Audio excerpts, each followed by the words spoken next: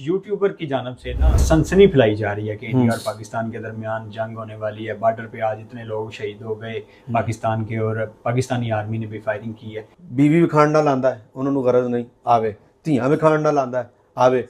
यहाँ तक कि मादरत के साथ अगर नंगे भी आपको होना पड़ रहा ना, तो आपको नंगे होकर भी अगर पैसा मिलता तो अगले नंगे होने को भी तैयार हैं। तो हमें यूट्यूबर्स की बात पर एतमाद नहीं करना और हमें इनकी बात सुनकर अपने फैसले नहीं करने, बल्कि ये खालिसतन अपने पैसे बनाने और अपनी व्यूवरशिप बढ़ाने और अपने चैनल को सब्सक्राइब कराने का एक जरिया। अल्हम्दुलिल्लाह पाकिस्तान ऐसा मुल्क नहीं है कि पाकिस्तान की तरफ कोई मैली आंख उठा के देख सके। अब तक इंडिया धमकियां दे रहा है, लेकिन उसमें हिम्मत नहीं हो रही कि वो पाकिस्तान के खिलाफ कोई कार्रवाई कर सके।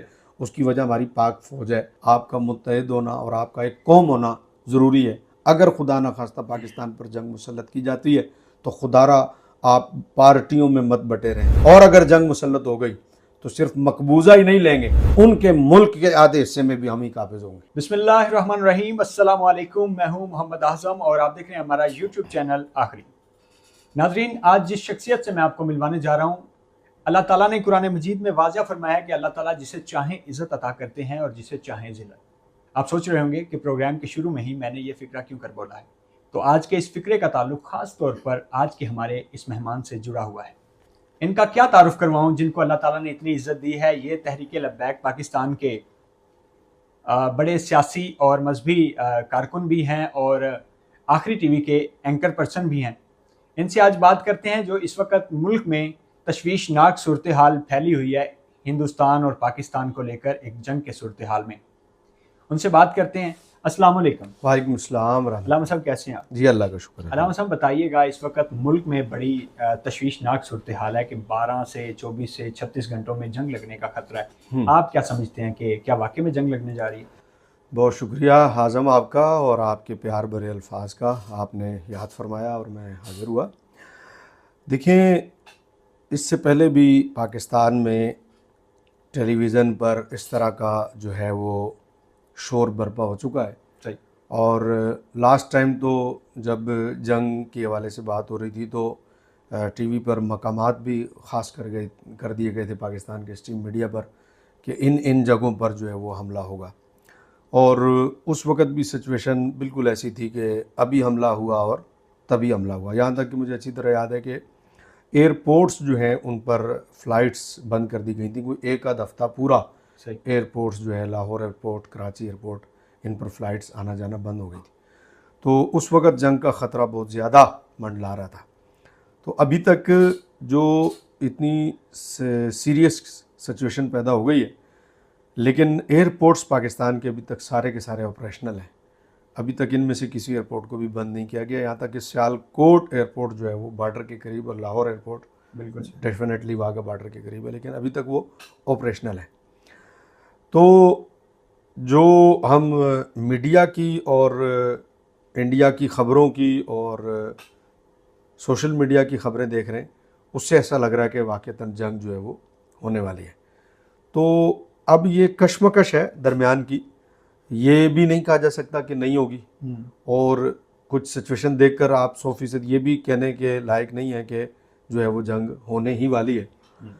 लेकिन जो डेडलाइन दी गई है उसका हमें इंतज़ार करना पड़ेगा। अब चंद दिनों तक देखते हैं, चंद घंटों तक देखते हैं कि आया क्या सिचुएशन जो है वो। सर, एक खबर बड़ी तेज़ी से गर्दिश कर रही है कि इंडियन आर्मी को इजाज़त दे दी गई है कि पाकिस्तान पर हमला कर दौड़ें। तो इस हवाले से आप क्या कहते हैं कि अगर पाकिस्तान पर हमला कर दिया जाता है तो पाकिस्तान कितनी भरपूर ताकत के साथ आगे से जवाब देने का अहल है? देखें, वाक़ईतन इससे पहले जब भी जंग की ख़बरें इंडिया की जानिब से आई हैं तो ये वाली ख़बर आज तक नहीं आई थी कि इंडियन आर्मी को इजाज़त दे दी गई। साबिका अदवार में जंग के माहौल और इस दफ़ा के जंग के माहौल में ये बार के फेक नई ख़बर है कि इंडियन आर्मी को इजाज़त दे दी गई। वाक़ईतन ये एक नई ख़बर है। लेकिन इजाज़त मिलने के बाद भी अभी तक LOC के अलावा जो है वो जंग का माहौल कहीं नहीं बना। और LOC पर इससे पहले भी कई दफ़ा जंग का माहौल बन चुका है। कई दफ़ा LOC के हालात ख़राब हो चुके हैं और कई दफ़ा LOC पर बग़ैर इस तरह के माहौल के भी LOC पर इस तरह की कार्रवाइयाँ दोनों जानिब से जारी रहती हैं। लेकिन ये बड़ी हैरान कौन है कि इस दफ़ा LOC पर जैसे ये हालात ख़राब हुए तो पाकिस्तान ने पहले से कई ज़्यादा शिद्दत के साथ उन्हें जवाब दिया है। उन इंडियन आर्मी को जो है वो मुँह की खानी पड़ी है। बड़ी ज़बरदस्त किस्म की उन्हें इस वक्त नाकामी का सामना करना पड़ा है। तो अब जहाँ तक ये सूरत हाल है कि इंडियन आर्मी के इंडियन आर्मी को इजाज़त देने के बाद की सिचुएशन क्या है, तो उससे लेकर अब तक इजाज़त मिलने के बाद अब तक जो है वो जहाज़ों ने भी एक दफ़ा उनके पाकिस्तान की फ़ज़ाई हदूद में दाखिल होने की कोशिश की है। कहीं ना कहीं ताने बाने जो है वो इसको सीरियस भी हमें देखने को मिल रहे हैं। बिल्कुल हम इसको बिल्कुल मजाक भी नहीं समझ सकते। जो लोग फेसबुक पे मीम्स बना रहे हैं, ऐसा भी बिल्कुल नहीं है। इसके ताने बाने कहीं ना कहीं सीरियस भी जाते हैं, लेकिन कहीं हम देखते हैं कि अभी तक जो है वो पाकिस्तान में PSL जो है वो उसी आबोताब के साथ हो रहा है जैसे कि होता है। तो कहीं जब जंग का माहौल हो तो उस टाइम क्रिकेट तो नहीं खेली जाती, उस टाइम तो दुआएं की जाती हैं। जंग का माहौल हो तो कुरान पढ़ा जाता है, मसाजिद में अजानें दी जाती हैं, ऐलानात किए जाते हैं। ऐसा हम देखते हैं तो नज़र आता है कि मजाक ही हो रहा है। लेकिन जब इस तरह की कुछ कार्रवाइयाँ देखते हैं तो ये भी लगता है कि सीरियस कोई सिचुएशन है। तो वही बात है कि अब हम इंतज़ार में हैं कि क्या होता है, और पाकिस्तान के लिए दुआ हर सूरत हमारे। बताइएगा कुछ यूट्यूबर की जानब से ना अपने चैनल व्यूवरशिप के लिए और सब्सक्रिप्शन के लिए सनसनी फैलाई जा रही है कि इंडिया और पाकिस्तान के दरमियान जंग होने वाली है, बॉर्डर पे आज इतने लोग शहीद हो गए पाकिस्तान के, और पाकिस्तानी आर्मी ने भी फायरिंग की है। इस हवाले से बताइएगा। आजम बेटे, बात यह है कि इस कौम के लिए ना सबसे अहम मकसद है पैसा कमाना, जो आजकल हमें नज़र आ रहा है। बिल्कुल ऐसे। वो आपको बच्चियाँ नचा कर पैसा मिले, कोई अर्ज नहीं। आपको अपनी बीवी दिखा के पैसा मिले, नज़र आ रहा है कि कोई अर्ज नहीं। आपको अपनी फैमिली दिखा के पैसा मिले, कोई अर्ज नहीं। मकसद है कि पैसा आना चाहिए। नचण ना लांदा है, उन्होंने इस घर की गरज नहीं आवे। बीवी विखाण ना लांदा है, उन्होंने गरज नहीं आवे। धियाँ विखाण ना लांदा है, आवे। यहाँ तक कि मादरत के साथ अगर नंगे भी आपको होना पड़ रहा ना, तो आपको नंगे होकर भी अगर पैसा मिलता तो अगले नंगे होने को भी तैयार हैं। बिल्कुल ऐसे। अब ये वाला तबका जो है ना, जो ये कर रहा है वो तो यही कर रहा है जी। उसके मुकाबले में एक दूसरा तबका है जो थोड़ा सा गैरतमंद है।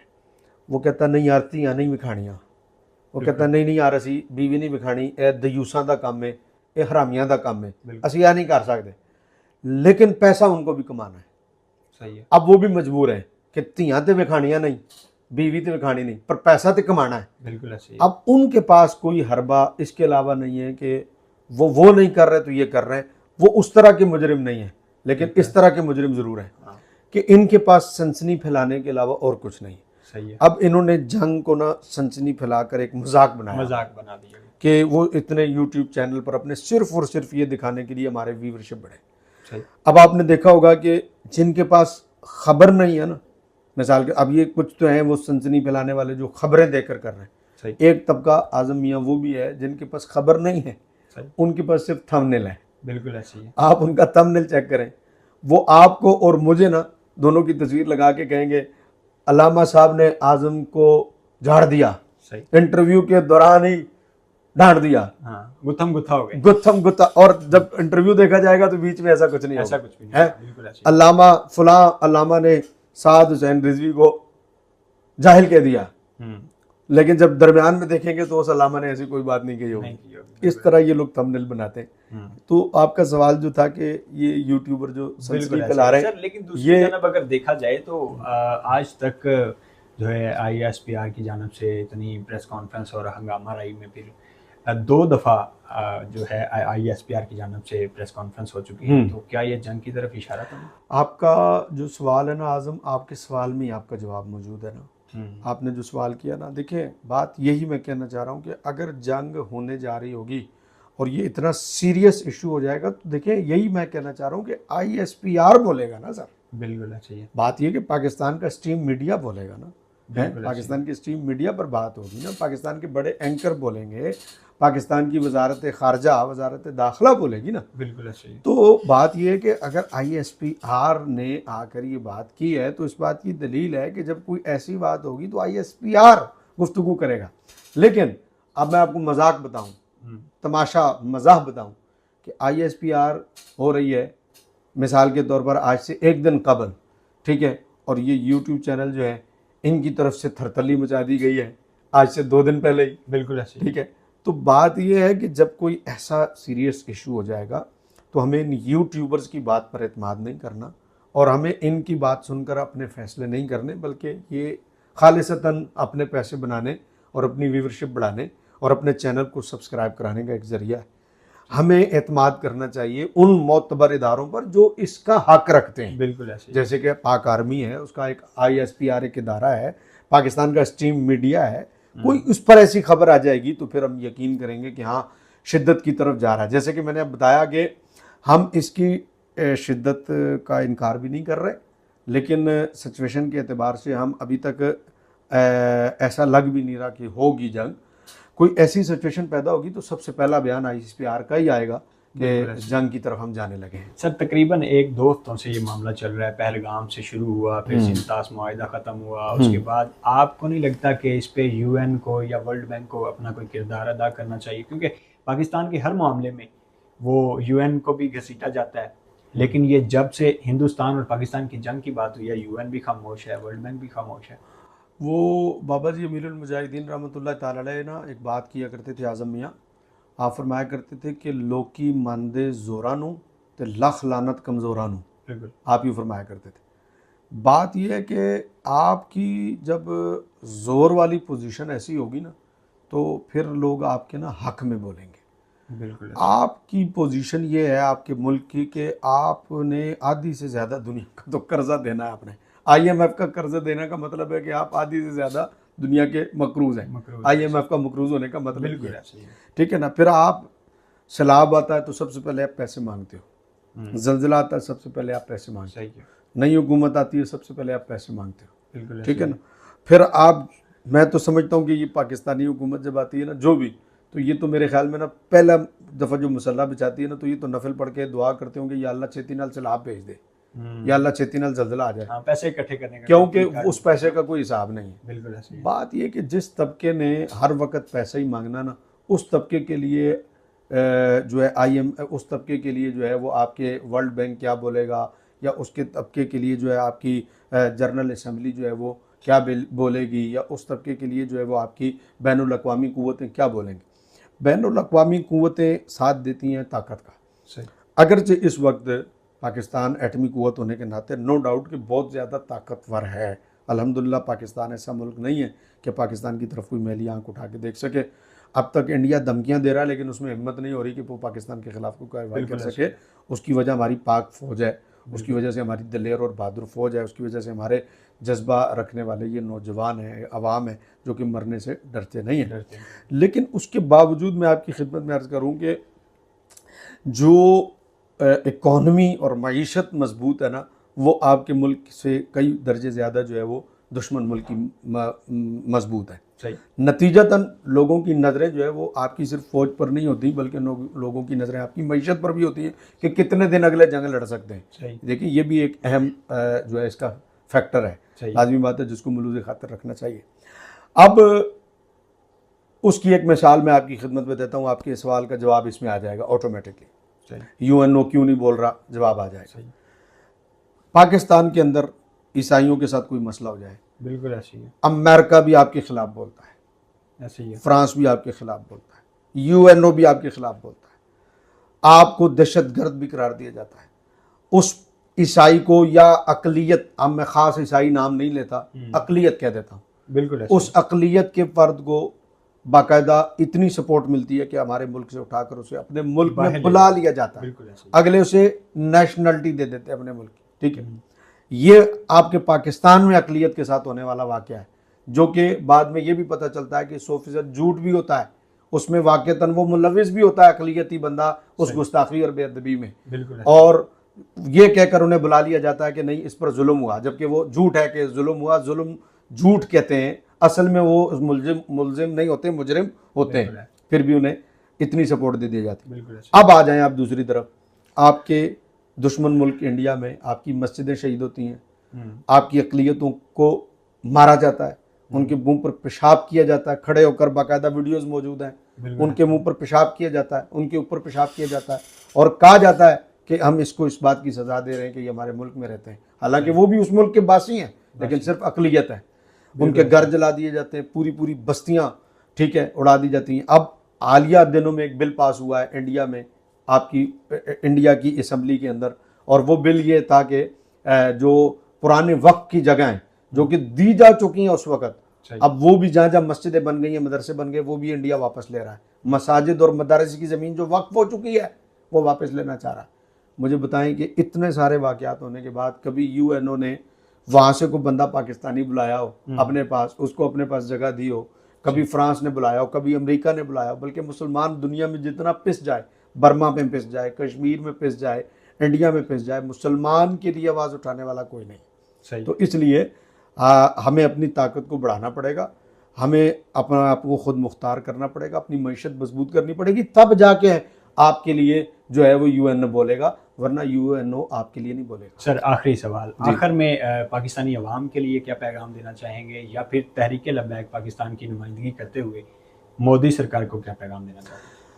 देखिए, मोदी को मैं सरकार नहीं कहूँगा, सिर्फ मोदी कहूँगा, और ना मैं उनकी सरकार को सरकार मानता हूँ। ठीक है। हम तो आपको पता थोड़े इस मामले में शिद्दत पसंद है, तो मैं पाकिस्तानी अवाम, दहशतगर्द कहा जाता है। हाँ जी, तो हम कहेंगे इंडिया के मुताबिक सबसे बड़ी दहशतगर्द जमात जो है वो टीएलपी है। हाँ, इसलिए हम तो उन्हें सरकार नहीं कहेंगे, हमारी सरकार तो एक ही है, तेरी सरकार में लाता है रजा उसको शफी, जो मेरा बॉस है और लाडला बेटा तेरा। लेकिन चूँकि सियासी हवाले से मैं आपकी खिदमत में अर्ज़ करूँ कि पाकिस्तानी अवाम को मैं ये कहना चाहूँगा कि अपने आप को एक कौम बनाए, एक नेशन बनाए। आपका मुत्तहिद होना और आपका एक कौम होना ज़रूरी है। अगर खुदा न खास्ता पाकिस्तान पर जंग मुसल्लत की जाती है तो खुदारा आप पार्टियों में मत बटे रहें, ये नून लीग है, ये पीटीआई है, ये टीएलपी है, और ये जनाब वाला फलां जमात है, ये पीपल्स पार्टी है। देखें, जंगें जो है ना वो जमातों के साथ नहीं लड़ी जाती, जंगें हमेशा एक कौम बनकर लड़ी जाती हैं। तो आपको कौम बनना सबसे पहले ज़रूरी है। खुदारा अगर खुदा न खास्ता जंग मुसल्लत की जाती है तो जंग में आप अपने आप को एक कौम बनाएं, एक फ़र्द ना बनाएं या एक जमात ना बनाएं, और इसमें बेहतरीन किरदार अल्हम्दुलिल्लाह टीएलपी जो है अल्लाह के फजल से वो अदा कर रही है। और रही बात कि आपने कहा कि आप उनको क्या कहना चाहते हैं, तो मैं उनको कहना चाहता हूँ कि उनका उन्हों का वास्ता या उन्हों का वाह किसी होर नाल पिया है। उन्होंने हले पता ही नहीं पाकिस्तानी कौम दलेर कितनी है, बिल्कुल ऐसे। उन्होंने हले पता ही नहीं कि पाकिस्तानी कितने बहादुर लोग हैं। और जब वो जंग मुसल्लत करके अगर करेंगे तो वो करके देख लेंगे कि ना पाकिस्तान पहले कभी शिकस्त खुर्दा हुआ है और ना इस दफ़ा कभी पाकिस्तान शिकस्त खुर्दा होगा। और अगर जंग मुसल्लत हो गई तो सिर्फ मकबूजा ही नहीं लेंगे, मैं अल्लाह से ये पूरी उम्मीद रखता हूँ कि मेरी पाक फ़ौज इतनी हिम्मत रखती है और इतनी ताकतवर है कि इंशाअल्लाह फिर जो है वो हम उनके मुल्क के आधे हिस्से में भी हम ही काबिज होंगे। बिल्कुल। और ये दुनिया देखेगी कि अल्लाह ताला पाकिस्तान को फतह अता करेगा इंशाअल्लाह। ये जी खिज़रुल इस्लाम नक्शबंदी साहब की तमाम तर गुफ्तगू आपने सुनी। आखिर में मोदी सरकार के लिए एक पैगाम है, ये सिर्फ़ एक कारकुन का जज्बा था, अभी तो अवाम पाकिस्तान है, अफवाज पाकिस्तान है, सोए हुए शेर को मत जगाओ, क्योंकि अगर सोया हुआ शेर जाग गया तो फिर हिंदुस्तान के इतने टुकड़े होंगे कि तुम गिन भी नहीं सकोगे। इसी के साथ अपने मेज़बान आज़म राजपूत को दीजिए इजाज़त। अल्लाह निगहबान।